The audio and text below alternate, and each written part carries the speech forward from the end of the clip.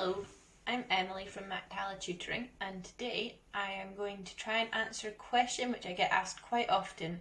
How do you choose a beginner violin?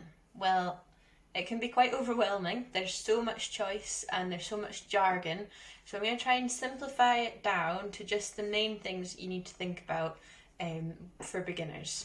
So first thing is, when it comes to choosing to buy a fiddle, is actually, have you considered renting it?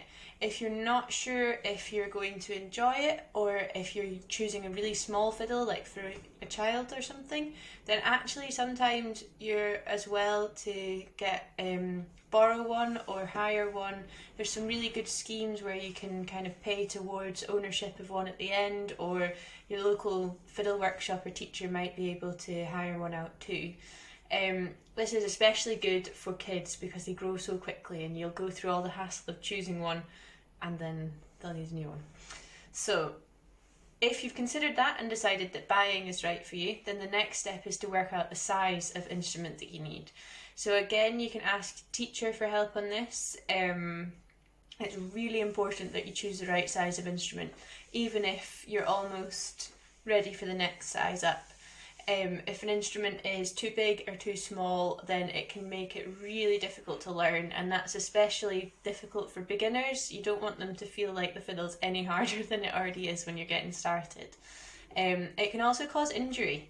You know, if an instrument's too big or too small, your posture's not going to be right, your wrist gets sore, it's just, worth finding the right size. There's lots of help for this. Pictures and things to measure. Basically, you want to measure from this part to your shoulder, but if you would like some help with that, then feel free to get in touch with us if you don't have anybody to ask. Okay, so on to actually choosing the fiddle then. You can get really cheap fiddles. In my opinion, a lot of these aren't worth the money. They're more difficult to play, they're more difficult to keep in tune, and generally quite disheartening if you're first getting started and it feels like you're not getting anywhere. You want to know that what you can do to improve rather than just thinking it's the fiddle. So it's also worth noting, something that isn't the same in a lot of instruments is that fiddles don't depreciate in value. A good fiddle that's been well looked after will not lose value. In fact, actually they age really well. My fiddle's over 150 years old, and actually they get more expensive, kind of like wine, like fine wine. If you choose the right fiddle, know that when you've grown out of it or you're ready for an upgrade, you will be able to sell it on again to contribute to your next fiddle. So don't worry too much about that. Okay, so first things to check. I've tried to narrow it down to like key things that will be important as a beginner. Okay, one thing that I found makes a really huge difference is checking that these pegs are wooden and not plastic. Plastic pegs on a wooden peg box, so this is how we tune the fiddle, they just don't stay in tune if they're plastic. You spend the whole time trying to keep it in and then it slips while you're playing the second you put any pressure on.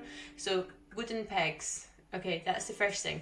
Second thing, don't go for painted wood if possible. I know they look nice, and especially young kids, they really like the bright blue or pink or whatever, but generally the painting is hiding bad workmanship or terrible wood. It'll sound bad, and they don't really hold their value so much because the wood can't age. So I would recommend just getting a bog standard wooden one. Another thing, if possible, is slightly harder to check, but normally your fingerboard is a separate piece of wood, and this does have a much better sound. So if possible, not getting one that's been painted on, but the factory made fiddles are getting better, so it's not the end of the world if you end up with one that has been painted on, but try and avoid it. The last thing, which isn't essential but will make your life so much easier, is to make sure that you've got these fine tuners here. So there's two ways of tuning your fiddle. You've got the pegs, which are for big adjustments, and fine tuners for small adjustments, funnily enough. Some fiddles only have them on the E string. That's more common in classical music, and with more expensive instruments you get better at using the pegs. But as a beginner, I'd recommend fine tuners. Okay, so they're like the main things to check with the instrument. So the next thing is, does it come with a bow? If the fiddle's secondhand, you might need to check that the bow's the right size. Again, you can find the lengths for that online. I've had students come to me with a secondhand fiddle that came with a cello bow, or 2 sizes too big, so it's worth checking that if it comes with a bow. If you can, make sure that the bow turns at the bottom. There's a wee winding mechanism, and sometimes that gets a bit stiff if the fiddle's been sat for a while. If it doesn't have a bow, again, not the end of the world. You can buy them relatively cheaply, but just something to factor into the cost. Okay, the last points are if you are able to actually physically see the fiddle. There's a few things to check, especially if the instrument's been sat for a while.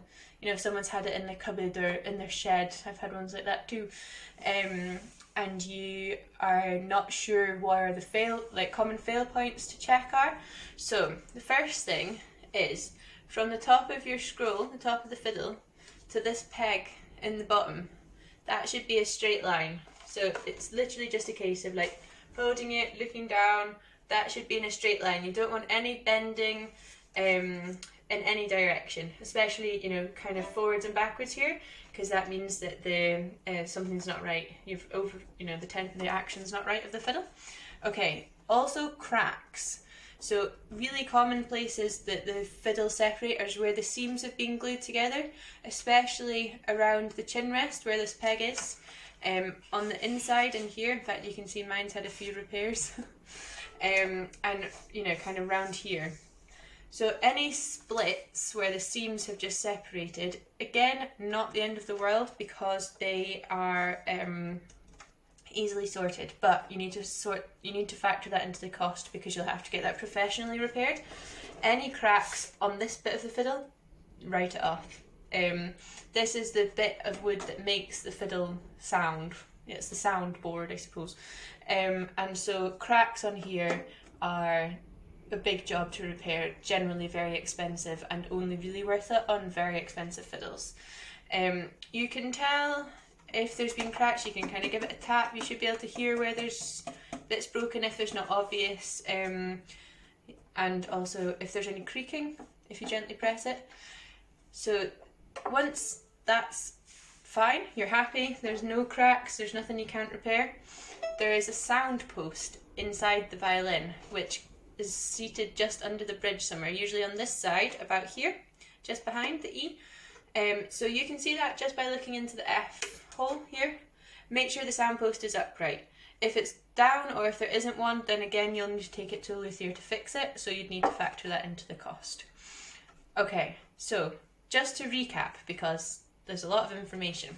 So before you see the fiddle, wooden pegs, not painted, fine tuners, and hold on, I've got a list here. Yes, separate fingerboard if possible, not entirely essential. Check the bow. Does it have a bow? Is it the right size? Does the winding mechanism work at the bottom to tighten it? Okay, then we're going to check that everything's in a straight line from top to this bottom here, checking it this way and this way. Make sure you look for any cracks. Most commonly, the fiddle will separate around the seams. Any cracks on the back, write it off. And then we're checking for the sound post by looking through the F hole. Okay, so they're the main things to look for, or give you a general idea. Once you've chosen the fiddle, you may need to put new strings on it. If you would like any help on knowing when to change your strings, then I will link another video below. Quite often strings need to be replaced even if the fiddle hasn't been played, because they can degrade just from being out of their packets. Alright, I think that about covers it, but any questions please comment below or get in touch with us. We're on Facebook and Instagram at Mac-Talla Tutoring, and I will look forward to hearing from you. Thank you very much for watching. Bye!